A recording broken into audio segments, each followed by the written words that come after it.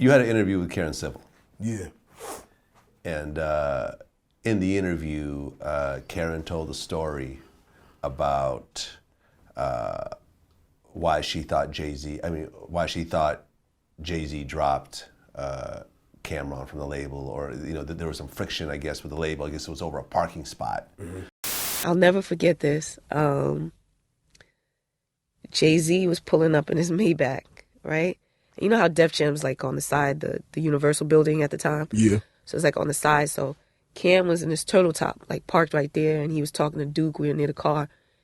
And then this car wants to pull up. Like this Maybach wants to pull up. I think it was a Maybach. Yeah, it wants to pull up. And then they honk. I'm like, oh, I get excited. I'm like, oh, I think that's Hov. So I back up. Cam's like, chill out. So then the car beep again. And then Cam ain't move. So then Jay had to get out the car. And he walked over because he wanted to see who was in the car. Like, who wouldn't move out the way? Mm-hmm. So then he came over. He looked.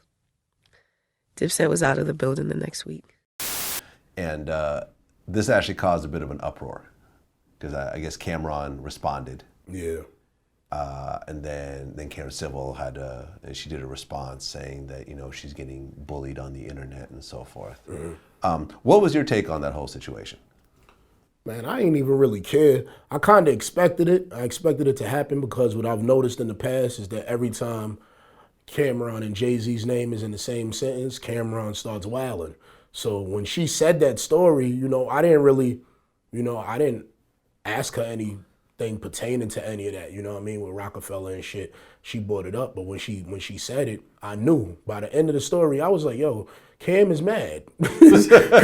Every fucking time them niggas' names mentioned together, Cam go ham. So I knew it was gonna be something. You know what I mean? I didn't really care for nothing else as far as like people are saying like she stole from them and shit like that. Like I was like, I didn't understand why people ain't say nothing before. You know what I mean? Like that's how I feel about that. Well, I thought it was a little weird, and I know Karen Civil. We've always been cool. I thought her response was a little strange because her response was, I'm getting bullied on the internet. Internet bullying is real. When I feel if you are putting yourself out there into the public, whether it's Karen Civil or whether it's Vlad or Taxstone or Charlemagne or whatever else, and you say certain things, especially when you say certain things about certain people, you have to be prepared for that person's response, to the public's response and everything else like that. I don't really consider it bullying. I consider it like, okay, this just comes with the territory. You should accept it. Maybe Karen hasn't experienced that before because she hasn't really done anything real controversial up until this point. So maybe it was a bit of a surprise. Yeah. But I don't consider bullying. I consider, okay, this is what comes with it. If you want to go in this direction, which is a direction that I've gone in, for many years. Well, I don't really believe in internet bullying, and there's people that say it's real. I feel like you could just turn your phone off, or right. or delete the app if you feel like for the day, or shit like that. So I don't really believe in none of that because you can't bully me, and ain't no bully, ain't no internet bully, ain't no in-person bully over the phone.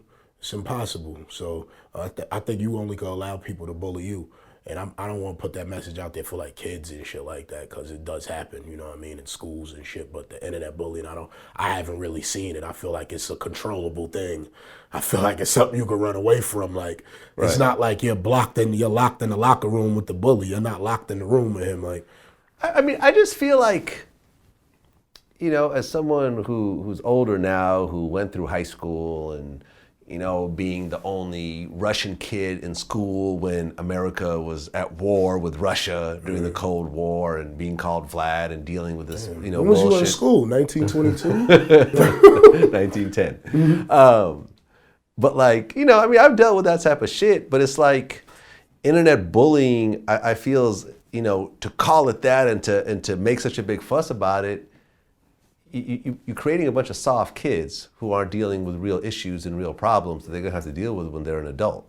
You know what I'm saying? Yeah, I think the whole internet bullying thing that everybody has like been creating the last couple of years is like actually it's like a big problem with America, you know what I mean? Yeah. Like it's a big sympathy thing out here, like, and they get mad at you when you don't have it. Like, how could you not show sympathy? You'd be like, what, nigga? I'm busy. I ain't got no time for no fucking sympathy. I gotta be somewhere at 12 o'clock. Yeah. Fuckers, what's sympathy? You know what I mean? And I feel like why I don't want no sympathy from you. I ain't asked for it. You know what I mean? If I don't be looking for that shit, I don't know what sympathy does for people. I'm not looking for it. Yeah. I don't care. I don't even care for compliments. You know what I mean? Seriously, I think every compliment be something else.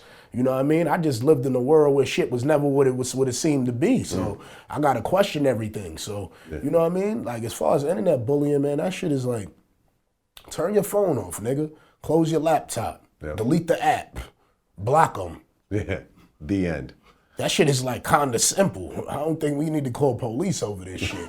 You know what I mean? Right. I don't think the authorities need to get involved. You little weakling ass motherfuckers better grow up. I'm a fan of Drake. I'm a fan of the idea of Drake, so no disrespect against Drake. What do you mean by the idea of Drake? What does that mean? Meaning that if he has a ghostwriter, he's an idea. He's not, meaning that it's a perception created that he's not really writing the lyrics, and it's just like here, let's make this in the factory and put it out. I'm just on top of my game right now, Vlad, and I'm just getting blessed. I'm booked 4 or 5 times a week, 60, 75K a show, man. I'm winning right now, man, and I'm just steady trying to increase my hustle.